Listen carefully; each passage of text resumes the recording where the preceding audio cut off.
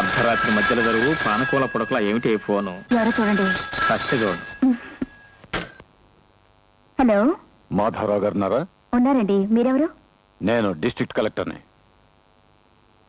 ఉండండి, district collector మీతో అర్జెంటుగా మాట్లాడాలట. నమస్తే సార్. నమస్తే సార్. చారు లేదు, పప్పు చారు లేదు. నేను రా. నువ్వట్రా దప్పడం. ఏమిటో ఈ వేళప్పుడు ఫోన్ ఏంటి? నేను మహత్తరమైన నిర్ణయానికి వచ్చాను రా. ఏంట్రా? అర్జెంట్ గా మీ చెల్లాయికి డైవర్స్ ఇచ్చేద్దాం అనుకుంటున్నాను. ఏడిసావు, నీకు అంత దమ్ములు కూడానా? సరేగాని అసలు విషయం చెప్పవా? లేకపోతే ఏమిట్రా, 11 అవుతుంది, పడుకుందాం రా తల్లి అని బ్రతిమాలుతుంటే సెక్షన్లు కేసులు అని చెప్పి నన్ను చిత్రాలు పెట్టేస్తుందిరా.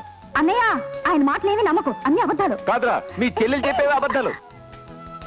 ఏం జ్యోతి, మీ ఆయన కూడా పైకి ముదిరిందా ఏమిటి? అవునదిలా, రేపు కేసు గురించి నేనేదో రిఫర్ చేసుకుంటుంటే నేనేమో మంచం మీద కుప్పిగంతులు సందడి చేస్తున్నారు. అది కాదు రాదమ్మా, రాత్రి అనేది పడుకోవడానికే గాని ఫైల్స్ చూడడానికి కాదని నెమ్మదిగా నచ్చ చెప్తున్నానంతే. అమ్మో, రే బామర్తి, బిట్వీన్ యూ అండ్ మీ అవసరం మంది అయినప్పుడు ఓపిక కూడా చాలా అవసరం రా. ఇందాక నుంచి మీ చెల్లాయిని మంచం మీద తీసుకురావడానికి ఎన్ని అవస్థలు పడ్డానో నాకు ఆ భగవంతుడికి తెలుసు. కాళ్ళు ఏ పట్టుకున్నానా, గడ్డాలు ఏ పట్టుకున్నానా? సరే అయితే నీ సలహా ప్రకారం ముందు కాళ్ళ దగ్గర నుంచి ఏమిటది?